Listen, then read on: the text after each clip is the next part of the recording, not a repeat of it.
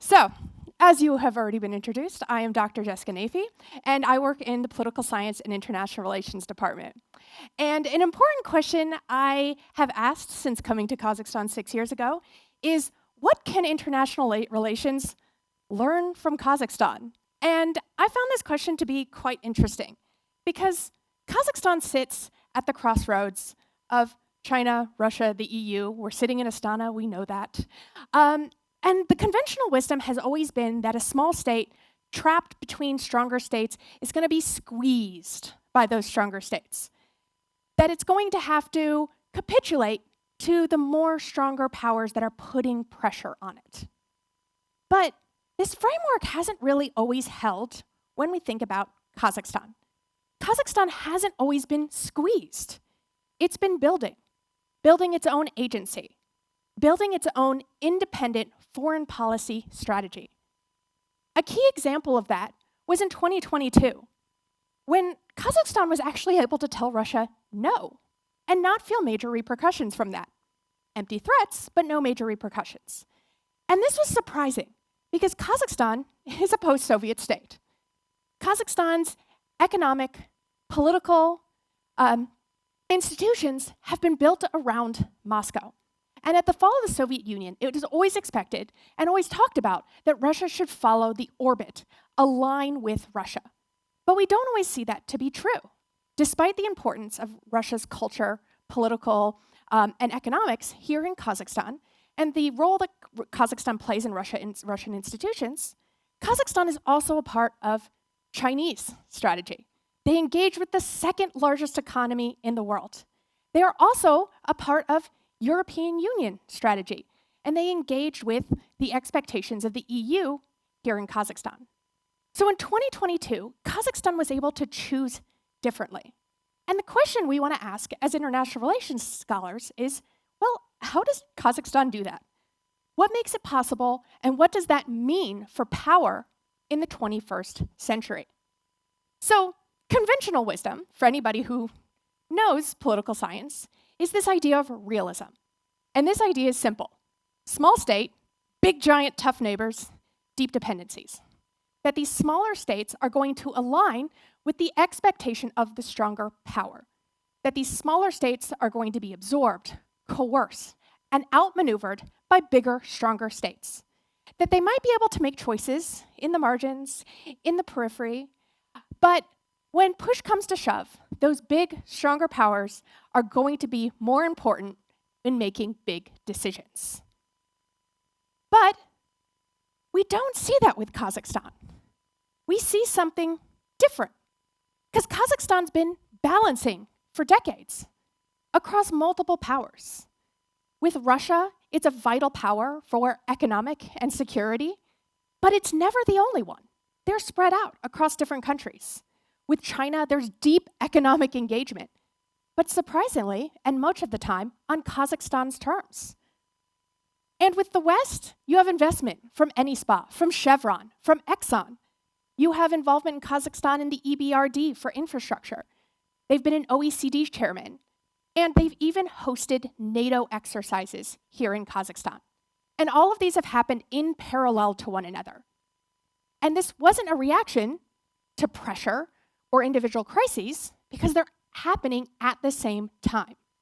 And it's a strategy that Kazakhstan has developed since independence. It's a strategy called multivectorism. Now, there's a common misconception with multivectorism that it's considered hedging. And while hedging might be a part of multivectorism, it's not the whole story. And hedging is this idea that small powers are going to lean towards whatever greater power can give it the most advantage. That it doesn't give agency to those smaller powers, but rather multivectorism is about agency. It's about strength of these small and middle powers. And what they're able to use is this thing called omni-enmeshment. And that's a fancy word for saying that they're pulling all these powers into overlapping networks, joint institutions, economic institutions that have multiple different countries involved in them. And that what this omni-enmeshment does is it allows them to balance between these countries. It allows them to make independent decisions. And what it does is it makes Kazakhstan indispensable to these other countries. It gives them more agency by pulling those countries into Kazakhstan's own economic needs. And Kazakhstan isn't alone. Turkey, India, Brazil, Vietnam, the UAE. What we're seeing is middle powers refusing binary alignments with their international strategies. And they're not passive recipients of the world order, but they're architects of it. Now, when it comes to multi-vector policy, Kazakhstan is the most developed of these countries. And it's showing the world what a multipolar world could actually look like as these countries help us develop what the future is. So, because Kazakhstan's the most developed, I thought we should look at Kazakhstan's 3 of their strategies that they've used to develop their playbook of multivectorism. And so we're going to look at 3 moves, 3 strategies that we've seen since independence. And the first is, of course, energy. And why is energy important? Well, energy is huge in Kazakhstan. And Kazakhstan is a big part of energy diversification. So Kazakhstan has spent its years since independence being like, well, not just one player, not just one route. We want multiple routes. We want multiple players all involved in Kazakhstan's energy sector. And this has meant when Europe needed alternatives to Russian energy after the Ukraine war started, Kazakhstan stepped up. Kazakhstan had EU agreements for energy. Kazakhstan had alternative routes. It was a 30-year strategy that they had worked on that they could deliver to the European Union that intensified their multivectorism, that allowed them to bring even more players into their playbook. The second is the Astana process, which is actually an example of Kazakhstan's omni-enmeshment strategies. So don't just join institutions that the great powers are in, build them, make the rules. The Astana process in 2017 was to do Syrian war negotiations. And Kazakhstan invited Russia, Turkey, and Iran, not just as a participant, but as the convener, as the host. And we see this type of rulemaking and involvement of Kazakhstan in international organizations, not just in the Astana process, but in the EAEU with Russia, in the SCO with China, with the C5+1 with the United States. And what we see is a country building a reputation in parallel orders, not choosing between them, but in being involved in all of them, and making themselves important to multiple large powers. And most importantly, I think the BRICS pause. Now this one might seem a little subtle, but I think it's the most instructive. So BRICS stands for Brazil, Russia, India, China, and South Africa. And it was an economic institution formed from large emerging economies that over time has become more political and stands as a bloc against Western organizations such as the IMF and the World Bank. And Kazakhstan has been asked to join this institution. And Kazakhstan said, well, not yet. Not no, not yet, yes, not yet. And why not yet? Well, because joining an institution like BRICS would position Kazakhstan in a specific ideological bloc when the most important asset of its foreign policy strategy is non-alignment, is being able to be a part of different organizations and work with the EU, the US, Russia, China, all at the same time. And so this is an important part of how. And they teach us a lesson about knowing when not to commit is just as powerful as knowing when to engage.